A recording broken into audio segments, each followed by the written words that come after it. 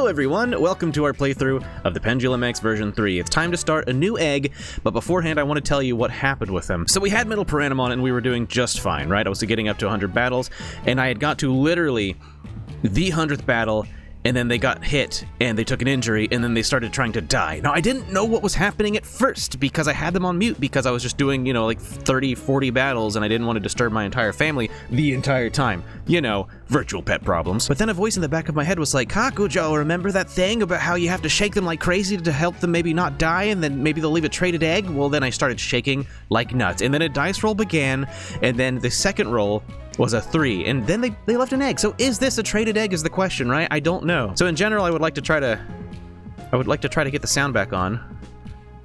Okay, yeah, there we go. Can I have the sound back yet? It just won't let me turn the sound on while it's in egg form. That's fine. So with this next run, I want to try to go for bees, right? We've got Fan Beemon, we've got Waspmon, we've got Cannon Beemon, and then there's Taiga Vespamon. Now, the path through to these Digimon is tricky. They're not exactly just like get good care or, you know, bad care and then feed them this thing. They're actually a very kind of difficult middle kind of virtual pet. For instance, to get to Waspmon, we need to do 20 plus battles, but we also need to have their X factor be normal, which apparently is, oh, I can't show you here, but you know how they have like hunger, training, and then they have this like whole X level or whatever, right? The X level needs to be between 1 and 4, and that is considered normal, and I guess we just have to make care mistakes or have them lose at trainings and battles and stuff for them to get to that point. So it's like we gotta take not quite bad care of them, you know what I mean? Oh, look who's alive, look who's born. Here, let's get your sound on, buddy. There, now we can hear them scream. Oh, that's so much better. Check out all the neat foods we have. We've got meats, proteins,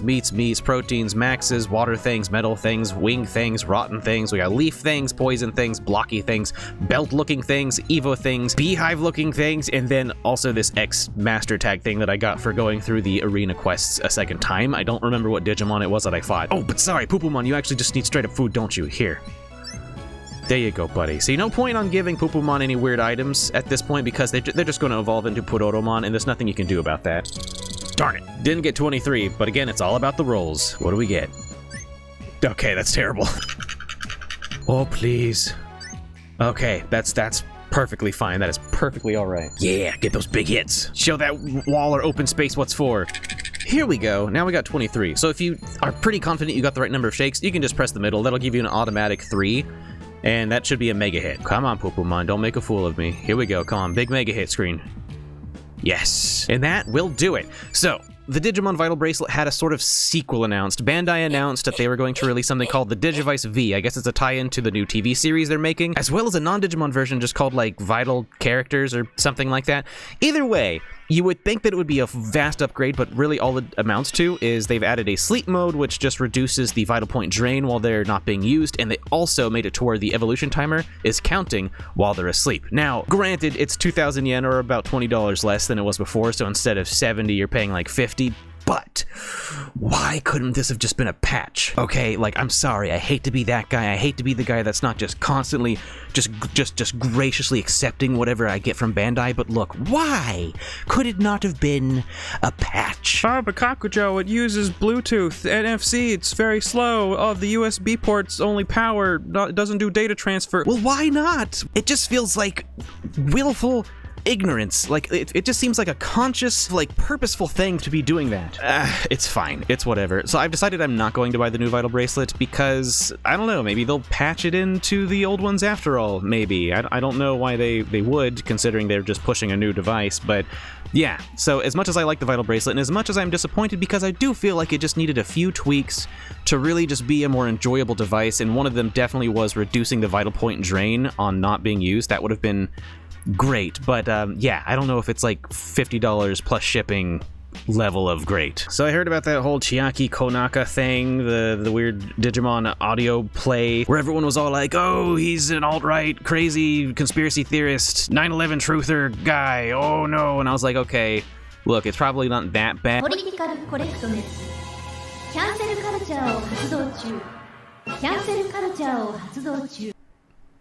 So wait, the character's name is political correctness, and then the move they're using is can't. Oh, Okay, well that is kind of hard to defend. It's kind of weird. I mean, regardless of your beliefs in that kind of thing, it just feels like Digimon's not the place for it. However, it has had this very fascinating effect on our community where I'm seeing everyone try to figure out where does Digimon stand politically, which in the first place is a completely unnecessary question, I think. But it's a little exhausting watching everyone kind of crawl out of the woodworks and shoehorn politics into this. I don't want anyone misquoting me saying that politics have no place in the Digimon community, but in the case of officially endorsed content, what? Like, for crying out loud, just when voting comes around, look at the issues, vote for who you want to be. It's not a freaking team sport, okay? It's not football. Do your thing. If you really feel like you got to get out there and be an activist and you got to lobby and protest and stuff, do that stuff and then vote. But, like, Digimon? I guess I'm just crazy. I guess it's just me. Anyway, we got Patreon art to do. We had some really good suggestions for this week's Patreon art, but this one, of course, stuck out to me the most. Cosmic said, I would love to see you draw Popomon nestled in some corn and or sunflowers, since I don't know if he's supposed to be corn or some other kind of plant. LMAO. Well, let's look at Popomon's entry on wikimon.net, shall we? A slime Digimon that looks like a species of plant. It skillfully uses its tail, which looks like a leaf, and it moves by jumping little by little. Because it has a very timid personality, it will immediately flee if any strangers approach, but it is said that once it gives its trust to someone, it'll be attached to them for life. And then it talks about its attacks and all that. Now, what is Popomon? Well, to me, they look like a dandelion, and it makes sense, because in Japanese, dandelion is called Tampopo. So, yeah, I'm just going to say that this is a dandelion. Let's draw dandelions, and then also Popomon. Oh, sorry, hold on, they made a poop. We gotta clean that. Very good. Okay, now where was I? Now, dandelions always remind me of lions, not only because they have the word lion in them in English, but like because they also kind of look like they got manes. Is there any reality in which Popomon can evolve into Leomon? I'm just kind of curious about that one. Okay, I'm drawing this very lightly, so you probably can't even tell what's going on, so I guess just don't worry about it. So I'm going to draw actually a trio of Popomon. I keep trying to call them Tampopo now, but anyway, I guess that's just, if you're trying to practice Japanese, then hey, there you go. Not exactly like knowing the Japanese word for dandelion is going to help you on like the JLBT test or anything like that, but you know what? If you fail the test, you can just like walk out there backward, flipping two birds in yellow, Tampopo, Tampopo, Tampopo. It'll be glorious, I bet. I'm purposely giving them rough edges because of the way the petals kind of work on Tampopomon. Sorry, Popomon. Easy does it. The eyes are, like a lot of Digimon eyes, a bit thicker, so normally I would not be lazy and I would lean over and I'd grab one of my thicker pens, but I'm just going to use this 01 to kind of just go over and try to do lines next to it. And as usual, this does result in a definitely a much rougher looking line, unfortunately.